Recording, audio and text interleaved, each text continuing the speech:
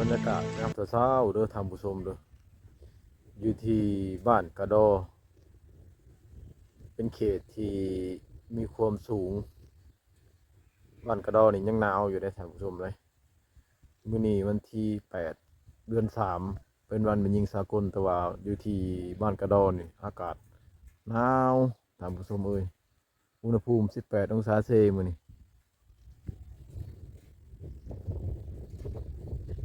บรรยากาศยามเช้าๆถ้าเขตท้องถิ่นอื่นนะมีอากาศร้อนให้คิดเห็นเขตนี้เด้อท่านผู้ชมเด้อคิดเห็นบ้านกระดอเด้อเพราะว่าอากาศเย็นมื้อนี้มันวันที่8 เดือน 3แต่ว่าอากาศเย็นเย็นนี่ท่านผู้ชมหมดสายลมพัดตลอดเลยลมก็พัดแห้งขนาดใด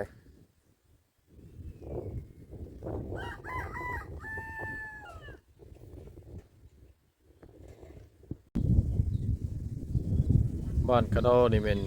ขึ้นกับจุดสุมผาวังเด้อท่านผู้ชมจุดสุมผาวังก็สื่อหรือนามทางด้านธรรมศาสตร์แล้วก็ความอุดมสมบูรณ์ของพ่อแม่ประชาชนที่ว่าดำรงชีวิตแบบ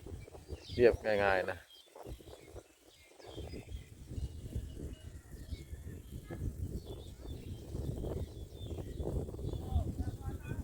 บ่สมบูรณ์สะอ้อนตั้งแต่ธรรมศาสตร์นี่แหละตกมาเขตนี่เนี่ยมันโอ้อากาศเย็นตลอดปีนะนี่ระบบน้ำใสท่านผู้ชมโซลาร์นี่จะคือกันหมดนี่ก็จะใส่น้ำลินนี่ระบบน้ำลินก็จะใส่ไล่ตลอดแรงตลอดฝนสำหรับบ้านกระดอจุดสุขบ้างนี่ใส่น้ำลินพึ่งมาจากภูตัวนี้เลยภูตัวนั้นเลยวันนี้ก็ลมแห้งขนาดนี้ท่านผู้ชมอากาศหนาวระบบน้ำใสเป็นระบบน้ำดินไหลตลอดแรงตลอดฝนเลยท่านผู้ชม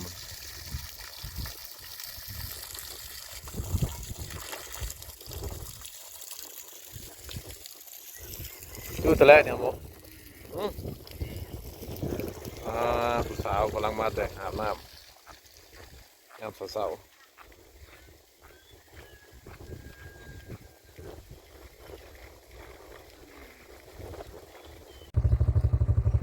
จุดซุ้มผาวังนอกจากก็เจ้าจะใส่น้ำดินแล้วก็เจ้าก็มีห่วย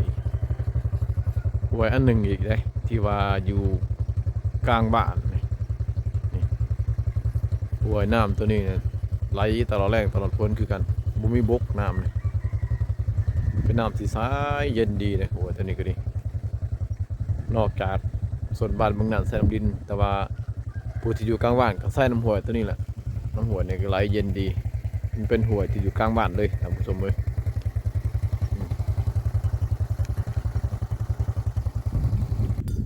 สำหรับ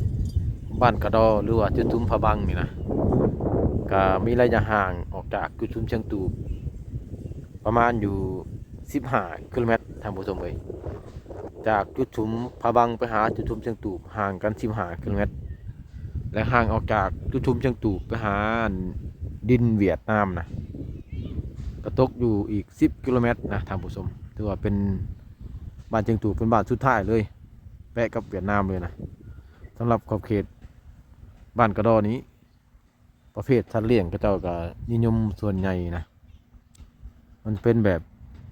เลี้ยงงัวนะท่านผู้ชมเลี้ยงงัวแล้วก็เลี้ยงควายส่วนร้ายแหละงัวก็เห็นสน่อยหรอกมีแต่ควายแหละท่านผู้ชมเลยเอาท่านผู้ชมสำหรับคลิปนี้บ่าวสมบูรณ์ก็มีจุดประสงค์อยากเผยแพร่ให้ท่านผู้ชมรับรู้ว่าขอบเขตชนบทลาวที่แปะกับชายแดนเวียดนามแล้วนะแล้วดูน้ำมันแก่ยาวสำใดนะท่านผู้ชมสำหรับเขตนี้นั้นแล้วดูหนาวมันแก่ยาวจนหอดต้นเดือนเมษาผู้ใดท่านผู้ชมถือว่าเข้าปีใหม่แล้วดูหนาวจึงเบิดไปจึงเข้าฤดูฝนเนาะทั้งคันแลบ่าวสมบูรณ์ขอฝากคลิปนี้ไว้เท่านี้ท่านผู้ชมขอขอบใจท่านผู้ชมสำหรับชมคลิปจนจบ